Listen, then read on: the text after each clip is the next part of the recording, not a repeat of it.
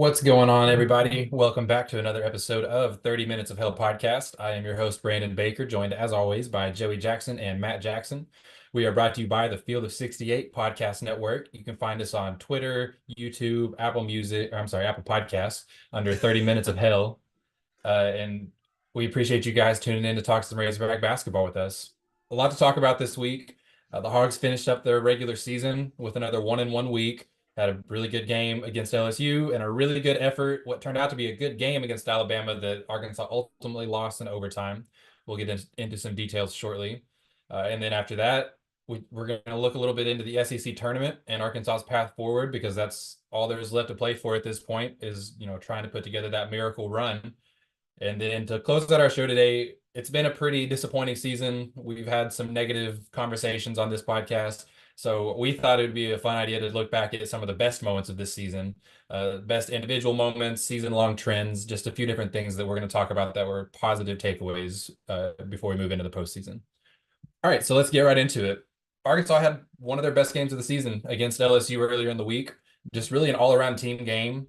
They won 94-83 on senior night. That was the last home game at Bud Walton Arena this year. And there was a lot of guys that had pretty good scoring output. The team as a whole shot like 61% from the field, just a good game all around. But we got to start talking about Caleb Battle. In this game, became the highest, had the highest four-game scoring stretch of any SEC player over the last 20 years. Past guys like Jody Meeks, Dalton Connect had a really good stretch this year, and Mason Jones was third on that list with 129 points over four games.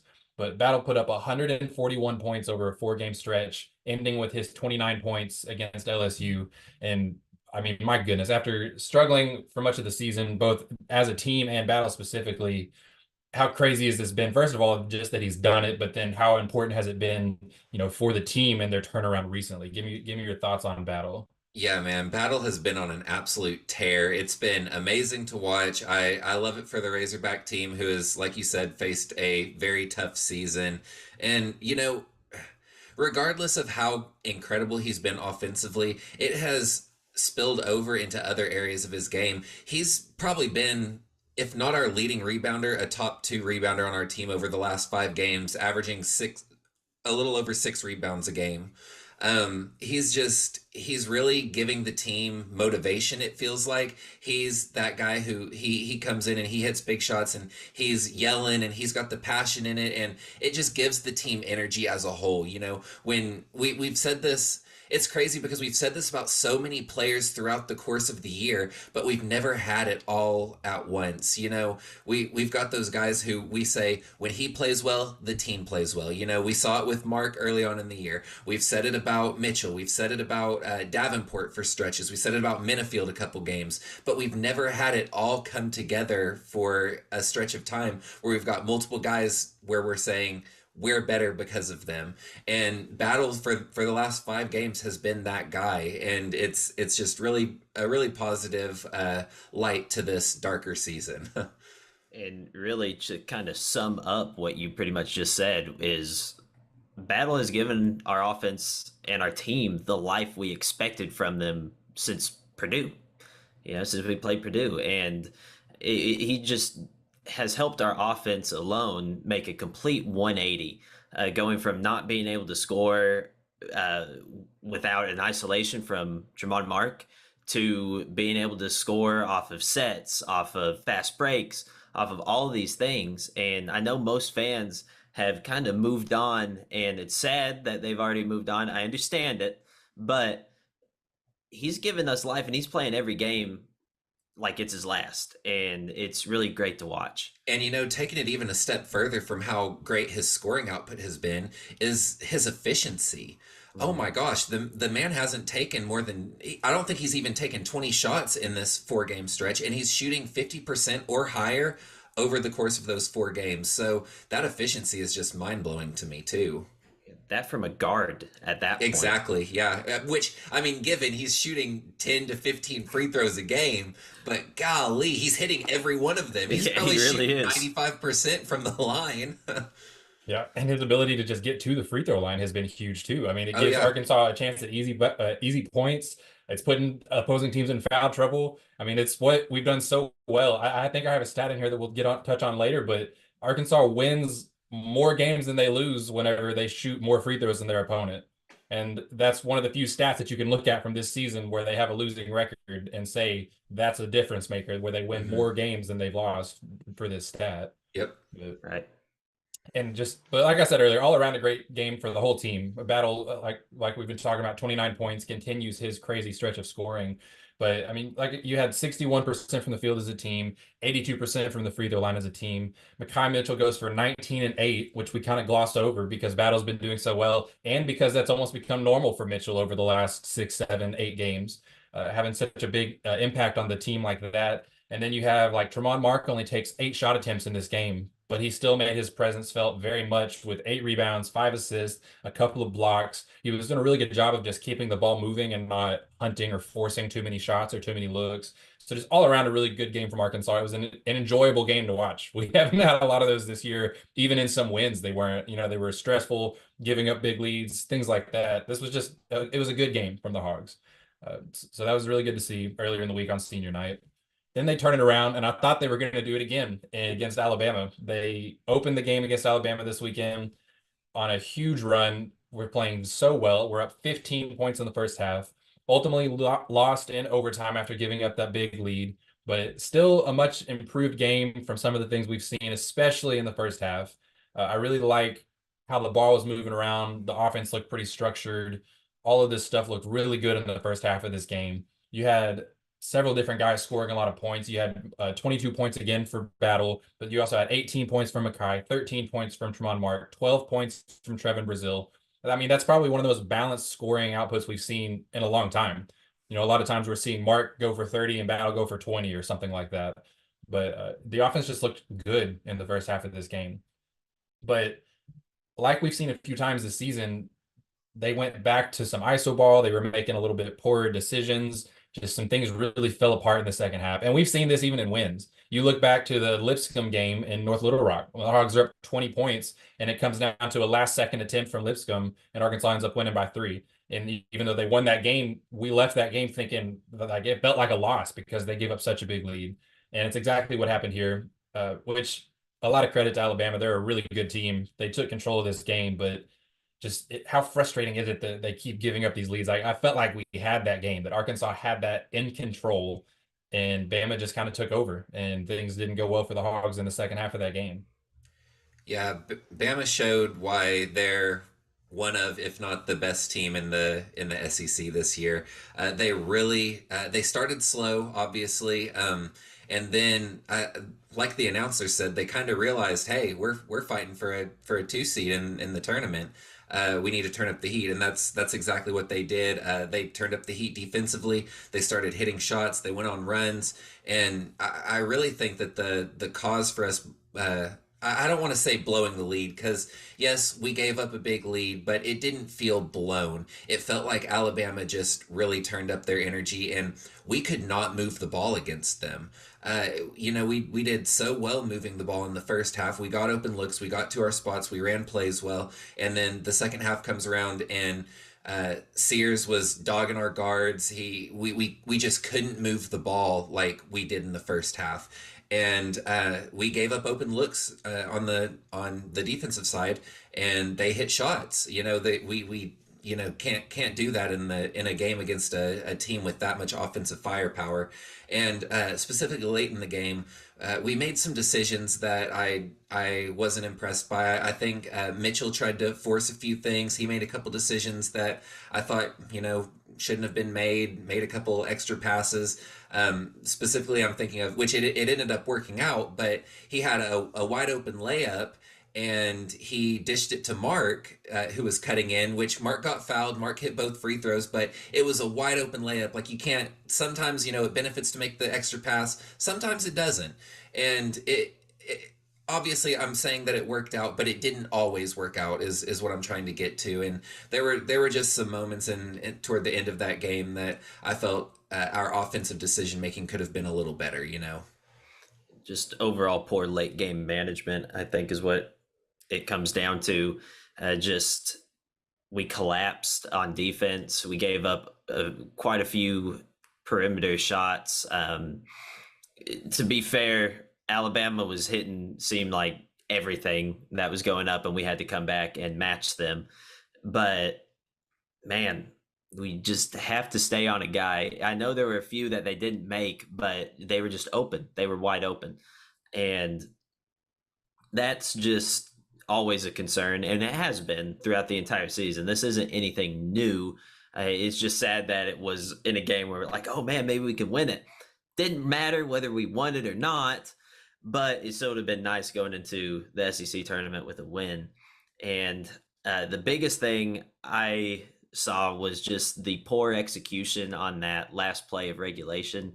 I wanted Battle to take that shot, I think, or a shot, not that specific one. And I don't know if it was Musk just letting them go down and figure something out, or if it was maybe that was just the game plan from the start. But I would have rather him made a move to try to get inside. We didn't need a 3, we needed 2, and we would have had that game won. And Matt, I'm 100% with you on that last look. There was no play in motion. It didn't appear that Musk called a play. It looked like from the start it was going to be an ISO for Battle, and Battle took far too long to take advantage of it. I think he started making his move with less than 5 seconds on the clock. In his mind, it was obvious the idea was always to shoot a step back 3. But I'm with you. I wish he would have, with how great he's been over the last 4 games driving the ball. I wish that he would have taken it directly out the defender's chest and, if anything, looked for the foul. Like, even if he's not looking to score, like look to get a foul call, because I think he could have gotten it in that situation. I don't think the refs would have let it play out, especially with how intense the game had gotten at that point. I think the refs would have called anything around the rim right there. So I'm with you completely. His bag is too deep too to just do a one step back move like that. Settle for a step 3.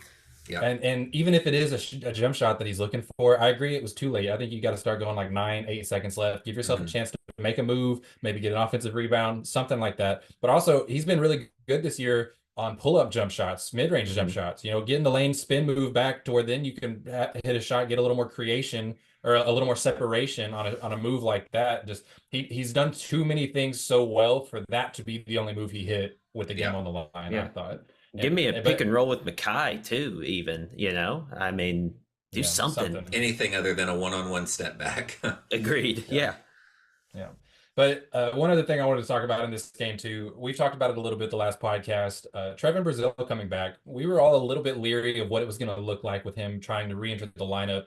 Not because we don't like what Brazil brings to the floor. I mean, he's obviously has a really good skill set, can be a very good complementary player. But at the time that he came back, we were seeing the best basketball of Mackay Mitchell's career. We were seeing Arkansas look really competitive in every game they played. And we just weren't really sure what it was going to look like trying to inject him back into this lineup, into this rotation.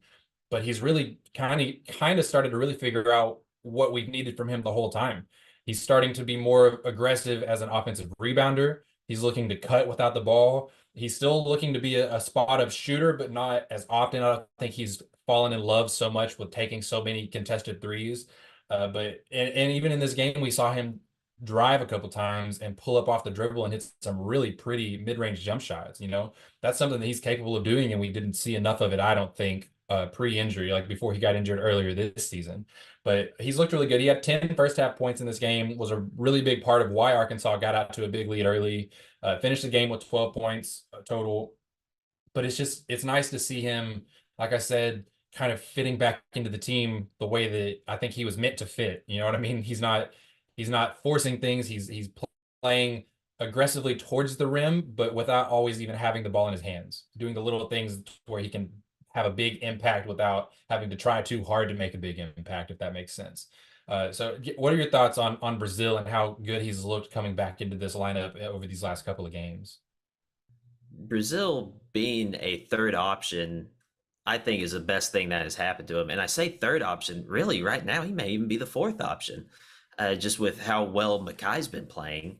And I think that's what, looking back, I think that's really what made him so deadly in the early games last season, was because everyone was thinking Anthony Black, Nick Smith, Jordan Walsh, Ricky Council. Nobody was thinking about Brazil.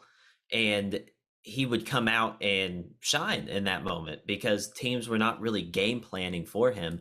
And this is kind of what has happened this time around towards the later end of the season is people are not game planning for Brazil because he hasn't been doing anything. And who has? Battle, Mark, Mitchell. And so I feel like we finally are starting to see, like Brandon said, the Brazil we wanted to see. Yeah, I texted y'all this prior to the game against Alabama, but I predicted Brazil to kind of be our X factor for that game, and it sounds crazy to say something like that because we have kind of been on the on the boat of discontinuing him for the season just because of how well we've our chemistry has been, but I he's one of those guys that he's playing much more relaxed right now. He's playing with less weight on his shoulders, it feels like. He's letting the game come to him more. Like you said, Brandon, he's being more aggressive off the ball. That was one of our biggest complaints is on offense, he would just stand around, wait for the ball to come to him, then either try to hit a three or try to drive hard to the lane, and he wasn't moving off ball, and that's something that he has improved a lot on now that he feels like he doesn't have to be the offensive focal point. I feel like he's much more effective being that type of player, letting the game come to him and being that athletic glass cleaner that he is.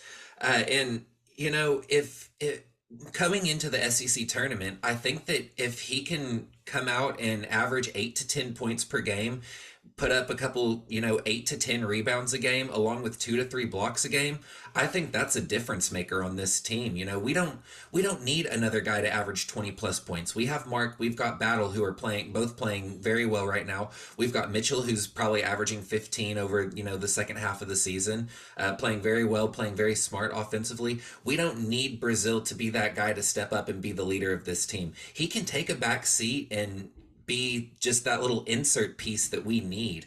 And something that I'm really interested to see, and this may be kind of a hot take, is if Brazil tests the draft this year. Maybe it may be better for him to come back one more year. I know that's typically not the move for guys of his skill set, of his talent level, because in the NBA you just have so much more opportunity to develop than you do in college. But this this is a down year for Brazil. He had high expectations going into this year. He was projected to be a lottery pick in the draft, and that's not what he's going to be anymore. He may get drafted in the first round off potential alone, but who's to say? It may be beneficial to him to come back one more year and show what he truly can do if we think that he can, have a better year than he had this year, which I 100% think is possible. Yeah, that's an interesting thought that will definitely, play into this off season. It's going to be a weird off season regardless. It's rare that, especially in today's basketball world, to have six guys that literally can't come back, 6 Mhm. true seniors that don't have the choice to come back. So, and not factoring in potentially guys going to the draft or transferring or anything like that. I mean, it's going to be a lot of replacement this year. So that'll definitely be something to watch for Brazil as we go through the off season. But Joe, you kind of brought it up, and it kind of leads into our next section here. The SEC tournament is coming up soon, uh, this coming week, and Arkansas has to play on Wednesday, the Wednesday Sadness group. But this is their only chance left to salvage anything in the season. So we're going to talk a little bit about their first matchup and potentially kind of their path through the tournament and kind of how we feel about some of these matchups as we go through. But first, we're going to take a quick break, and we will be right back. As you guys know by now, we've partnered with BetMGM this season. We'll be using BetMGM lines to make all of our picks, and we'll have special offers for the listeners and the viewers of the Field of 68 as we all get ready for the best month of the year, March Madness. If you haven't signed up for BetMGM yet, you can use the bonus code FIELD150 and you will get $150 in free bets on your first wager with BetMGM, regardless of whether or not you win that first bet. Here's the best part. All you need to do is deposit and bet $5 of your hard-earned money. This is how you make it work. Download the BetMGM app and sign up using the bonus code FIELD150. That's FIELD150. Deposit at least $5 and place your first wager on any game. you will receive up to $150 in bonus bets, regardless of the outcome of your bet. Just make sure you use that bonus code FIELD150 when you sign up. And remember, BetMGM is now available in one wallet in select states. As a New Jersey resident, this is super convenient when I have to go cover games in Philly or New York, which happens quite a bit. When you cross state borders, you just log into your existing account and fire away. You don't have to create a new account in each state. It's easy, it's simple, and it's clean. And most importantly, we have some fun stuff coming up for the conference tournaments and for the NCAA tournament. Bet insurance tokens, college hoops odds boost, and my personal favorite, a nice little parlay boost here and there. So download the BetMGM app and sign up today. Big news, guys. I am thrilled to announce that we have partnered with Autograph, a company founded by the GOAT himself, Tom Brady. The Autograph fandom app gives you access to the best college hoops content, fan contests, and exclusive rewards like discounted tickets, all for doing the things that diehard fans like you already do, following your favorite team in the news and listening to podcasts just like this one. When Tom, and yes, I am calling him Tom, we're on a first name basis these days, co-founded Autograph, he had one mission in mind: change the fan experience for the better. It works like this: you get all of your college hoops content you want in one place. You get articles from your favorite writers, pods from your favorite hosts, contests from your favorite creators, all on the feeds and the sites that you already enjoy. But instead of having to go to all these different places, it all comes to you in one spot, the Autograph fandom app. But here's the best part: the more content that you consume, the higher you rank in the app. As you consider to level up in status on the app, you can unlock unique rewards curated exclusively for you. So download the free Autograph app in the App Store and use the referral code F68, that's F68, or tap in at the link in the description below or in the podcast app of your choosing to start earning points for doing something as normal as listening to this very podcast. Okay, so Arkansas gets Vanderbilt on Wednesday night, a rematch with a team that we should have beat at home, one of the more disappointing losses of the season, not that long ago either. And this time it'll be number 11 Arkansas facing number 12 Vanderbilt in Nashville. So that could play into this kind of a home crowd kind of factor for Vanderbilt, a lot closer to home there. But I mean, earlier in the season when Arkansas played them, Vandy really just got whatever they wanted in the paint. And that was kind of the difference in the game. You just look at paint points, it was 44 to 26 in favor of Vanderbilt. But it was just a really weird game all around for the Hogs. I don't know. It was hard to describe, but they're a different team now even than they were when they played that team, Vanderbilt team, not that long ago. Even though this was kind of in the stretch of games recently where Arkansas has looked better. Um, but another big factor for Vanderbilt in the first time around that Arkansas I think will have to have a focal point on this time. They shot more free throws by quite a bit than Arkansas. It was let's see, how much was it? 32 free throw attempts to 31 free throw attempts for Arkansas. That's only a 1 point discrepancy. But when Arkansas shoots either the same number or fewer free throws than their opponent, they're only 3-8 this year. So that's like a 27% win percentage. If they or if they shoot more attempts from the free throw line than their opponent, 12-8. So that's a 60% win percentage for a team that's under 500. We talked about it earlier. That's a huge discrepancy for a team like this that's so like on the border. There's not a lot of stats you can point to where you can really say, look at how big of a difference this one stat makes. And I think that getting to the free throw line, but defending without fouling on the other side of it is a huge discrepancy for the Hogs. And Vanderbilt showed it in the game earlier this year. So what do you guys see from Vanderbilt or even Arkansas specifically in this game? What do the Hogs really need to do to win this game against Vanderbilt and get some revenge? I think that if it were me, I would be embarrassed of that loss. Nothing against Vanderbilt. They've had a rough season. They came and they, got a tough win against Arkansas, but I would truly be embarrassed of that loss. And I'm coming out with everything I have. Definitely need to focus on paint defense. I think that Muss has made adjustments since then to focus more on going upright and not fouling. And as much as I want to say unleash Caliph Battle for this next game, I think that Vandy's going to have his number. They're going to be looking for him. They're going to be making sure that he doesn't get whatever he wants, like he did in the first game. I really want to see a step up from Mark. I want to see a step up from Brazil. I want to see Mitchell play a great game. I want to see the team come together as a whole. I don't want one guy to torch Vandy as much as I loved seeing it from Battle. I want to see us as a whole play a great game and beat them by 15, 20 points. If that'll happen, who knows with this Arkansas team? But I want to see us come together and play an all around great game for a full 40 minutes, Yeah, and for any glimmer of hope in the rest of this SEC tournament, I feel like we need to blow out Vandy to keep the energy high.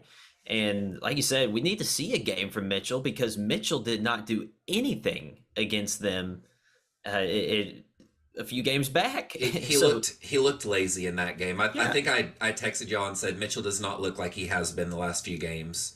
So he needs to be better. And I mean, they destroyed us in the paint. So yeah, we need our best big guy to be the best big guy. So overall, play basketball like a normal, coherent college basketball team, and you beat Vandy. Should be every year, but hopefully we won't get 4 losses in a row here. But just come in awake. Something interesting to think about is if they try to bring Jalen Graham back in this tournament. He's kind of been a question mark for the second half of the season, and I wonder if similar to our Brazil talk, I don't really want to bring him back because of the cohesion that we have right now. But I always have a question mark on those guys who have missed an extended period of time, and then it comes to tournament time, they're like, okay, I'm ready to go. So I don't know. But it's good to have that depth because of things that happen, like that happened against Kentucky. That's where we very just true. Started fouling people out. So I wouldn't necessarily, maybe don't put him in immediately, but my goodness, when Mitchell and Brazil have 4 fouls, throw Graham in there, please. And even beyond the foul trouble, if you're making a run in this tournament, you're playing 5 games in 5 days. Now is the time that Arkansas's 14 deep roster should show how good it is, how deep they actually are. Because I mean, you might not have guys, 3 games in, you might not have Joseph Pinion playing 18 minutes, but if you can have Layden Blocker, if you can have Joseph Pinion, if you can have Jalen Graham come in and give like 8-minute stretches in some of these early games and save the legs of some of these other guys, that's crucial. That's huge if you're going to actually try to make a run in this tournament right here. That is true. Yeah. Could we even see Minifield? And Minifield, exactly. Please, yeah. I was thinking more on the fact that I don't want to see him being thrown in and playing 25 plus minutes like he was before, pre-injury. Similar to what we said about Brazil. I hope Musselman's a little bit smarter than that. I think he is. So yeah. And kind of to that point too, you were talking to Joey about Graham coming back and maybe what is that going to look like with his first game back? The last time we played Vanderbilt, that was Brazil's first full game back. Mm-hmm. Like after missing this time with injury, he played 4 minutes against Missouri the game before, but it was against Vanderbilt where he played 17 minutes and actually had a role, like a real role for the first time. Yeah. So maybe that can play a factor too, and how we played against Vanderbilt last time, and it'll be different this time because he's been more integrated back into the team. All right. So then if they do beat Vanderbilt, second round matchup, it looked for a while like it would have been Kentucky or maybe even potentially Florida. But somehow it ended up being South Carolina, which I think is a much more favorable draw than either of those teams. Absolutely. And that's no shot at South Carolina. They've had a really good year. I think surprised a lot of people. Ended up being one of the better teams in the SEC, honestly. But of all the teams we could have played, I'm okay with getting them again. I mean, I said a little bit that this team has continued to improve even since the last time they played Vanderbilt. But I mean, my goodness, if you look back to when they played South Carolina the first time, that was their 5th SEC game, 5th SEC game. If you just look at the minutes of the rotation in that game, you had Caleb Battle play less than 5 minutes. You had Mekhi Mitchell play less than 5 minutes. You had Jalen Graham playing in the regular rotation. You had Layden Blocker playing 18 minutes. He hasn't played in 3 games. I mean, it's an entirely different team since the last time we played South Carolina. So, I mean, do you guys think that can be like almost an advantage for Arkansas coming back into this rematch? I'm not ignoring even just how good we've been playing lately, but just it being such a new and different team. Can that itself be an advantage against a team like this? I absolutely think it's an advantage. And I said that last week when we were talking about the possibility of playing Auburn. Auburn hasn't seen us since the first game of SEC play. We're a completely different team. I don't think that they have the game plan. But talking about both South Carolina and Auburn, are kind of our road. But I don't think they have the game plan for what we've changed into. And I think our guys have chemistry wise grown a lot more. They mentioned in the Alabama game that we've had 17 different starting lineups for this season, which is insane when you think about it. But I think that our guys are used to just kind of rolling with whatever happens that night and playing to the best of their abilities. And I think that kind of chaotic energy is difficult to plan for because you don't know what you're going to get that night. Yeah, and completely different team. That's always a good thing towards the end. And I mean, both of these teams, we kind of got our butts handed to us. So we're coming at them with a little bit more of that revenge style. All three of these teams, my goodness, we got beat Yeah. by Vandy, South Carolina, and Auburn. But I feel like the biggest advantage is I don't think any team wants to play us.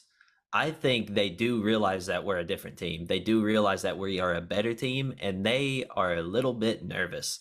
Now, we have a lot more desperation on the line than these guys do. They probably have a good shot at the tournament, especially Auburn. And I think South Carolina even has a good shot, if not automatic bid in there. So They should be in. Our desperation and maybe even the fear from the other teams are going to play a big role, or maybe they're still underestimating us, and that helps us too. Win or go home. I mean, shoot, play the more desperate team. Let's see if we can pull it off. Yeah. And Matt mentioned it. If they were to get past South Carolina, Auburn would be waiting for the next. I'm not going to spend a lot of time talking about that because really we don't need to spend much time talking past Vanderbilt right now. But that would be the path would be Vanderbilt, South Carolina, then Auburn. Then more than likely it would be Tennessee unless they get upset by either LSU or Mississippi State. And then it would be, if you make it all the way to the championship, then it would be the other side of the bracket where Kentucky is the 2 seed and Alabama is the 3 seed. So Missouri, we'll we're see. counting on you. Upset everybody. It's time to get their first not, SEC not a win. fun team to count on. All right. We're going to take one more quick break for some ads, but after that, we're going to come back and we're going to count down our top 10 positive takeaways from this season. Some of them full games, some of them single moments, some of them season-long things. But we're going to end on a little bit more of a positive note here for the last podcast of like the regular season before we dive into tournament play. So we'll be right back after a quick break. All right, let's get into it. Our top 10 most positive takeaways from this season. And to start it off with number 10, I'm just going to kind of dive into how the team has really stayed positive despite all the struggles they've had. I mean, if you watch these guys on the court, if you watch their post-game press conferences, just watch the effort they're playing with lately. I know we questioned this team's effort early on in the season at times, but over these last few games, it's rare that you can question the effort on the court. The decision making, the offense, whatever, things go wrong for this team, but they seem to really still be fighting despite not having a lot to fight for in the regular season. And I think that's really cool to see. It's fun to watch these guys care and remain so positive, and they seem to really enjoy each other.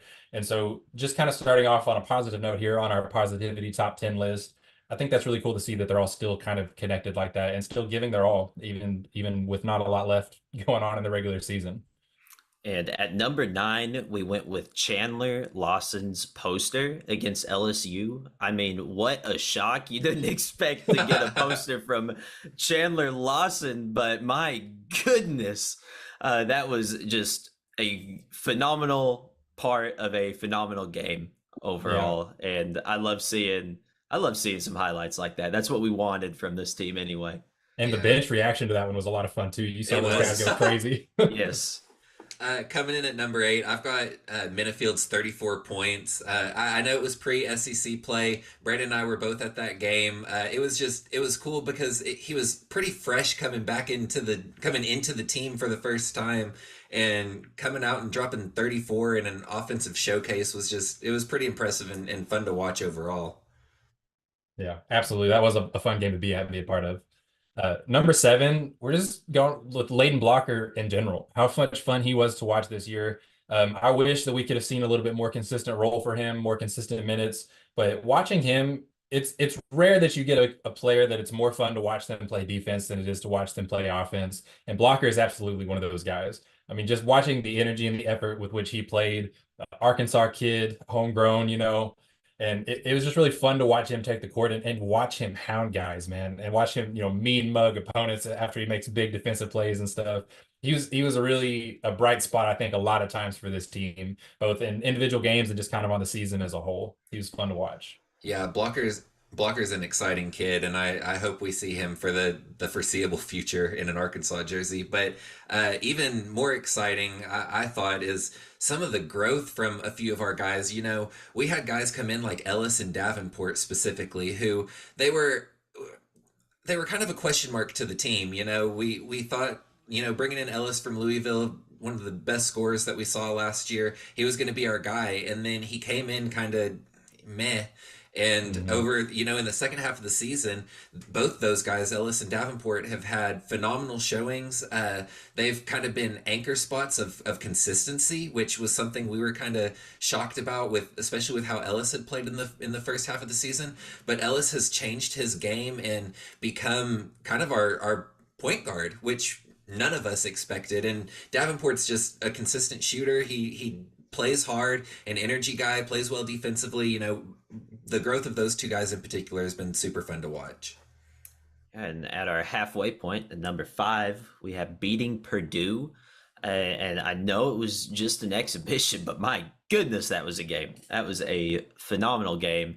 And if you want to get specific with it, Mark's 3-pointer to send that game into overtime, I just about passed out. That was that was great. I was sitting in the brick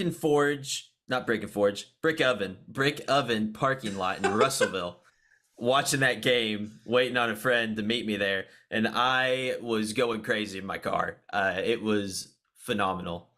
Yeah, what came next after that game was a little disappointing, sure, but that moment was so hopeful, and there was so much hype after that moment. That was cool. It was. And kind of leading into number 4 on our list is really just kind of the revelation of how good Tremont Mark has been this year. We knew that he was going to be a key important piece of this team. We thought that it was going to be more about his defense and his leadership, but the way that he has stepped up as a scorer, I don't know that any of us really foresaw that to the extent that we've seen it with, multiple 30-point games and a bunch of 20-point outings. Just a ton of good games from Mark. And like I said, I expected him to be a very important player, but more of a leadership role rather than the leading scorer role that he's really taken on. So that's been really cool to watch from a fan perspective. And Mark making 3 straight appearances on the list, a game winner against A&M at number 3 for us. And I think I yelled louder than, well, maybe not louder than any game all season, but that was an awesome game winner. I mean, shoot, when all hope seemed to be lost after that 3 from Wade Taylor. Yeah. I mean, going down and then, hey, we won. Thank you, Tremont Mark. I mean, that has to be top 3. Yeah. Yeah. At number 2, how can we not say Caleb Battle's scoring outburst? These last 5 games have been nothing short of amazing. And that kid he is a bona fide scorer, let me tell you. He can light up the court, and it has been so fun to watch. That Missouri game was incredible. I think I said, after the first game of the season that he was my favorite Razorback, and then it kind of happened to where, well, maybe not anymore. He's not playing, but then he came back, and he is my favorite Razorback again. I love that kid so much. All right, and then number 1, it could really not be anything else, and we're all going to take just a couple seconds here to talk about what it meant to us to all get to be at this game. But number 1 has to be the big upset over Duke. Me and Matt drove all the way from Little Rock to watch this game on a weeknight. It was so worth it, even the next day at work, being tired and everything. A core memory made right there. One of the best moments in Bud Walton Arena that I've been a part of, even despite the rest of the season. Amazing game. Real quick, guys, tell me what this game meant to you to get to go to that. Well, by far the most exciting sporting event that I have ever been to in my life. And surprise, surprise, Matt Jackson and Joey Jackson are brothers. I got to watch this incredible game with my brother and scream with him, yell with him, cry with him, go through the roller coaster of emotions with my brother, and that was just that meant something, on a more personal level to me. It was just an all around great game. Oh yeah, I'm right there with you, of course. I mean, spending that type of game, that environment with my brother and not only my brother, but Brandon, all three of us being at this game was just amazing. Being able to talk afterwards. I mean, my goodness, what a game. It And not was, to mention a record setting crowd. That just yeah. is the cherry on And top. and the sore throat, the fatigue, everything No was voice. so worth it. Like I canceled, I do some personal training. I canceled that, and I was like, this game is going to be worth it. And my goodness, was it? Yeah. How could it not be number one? Definitely the most positive thing to take away from this season. Had a blast getting to experience it with you guys. And so that's all we have for today. Really excited to end this on a positive note before we head into the postseason.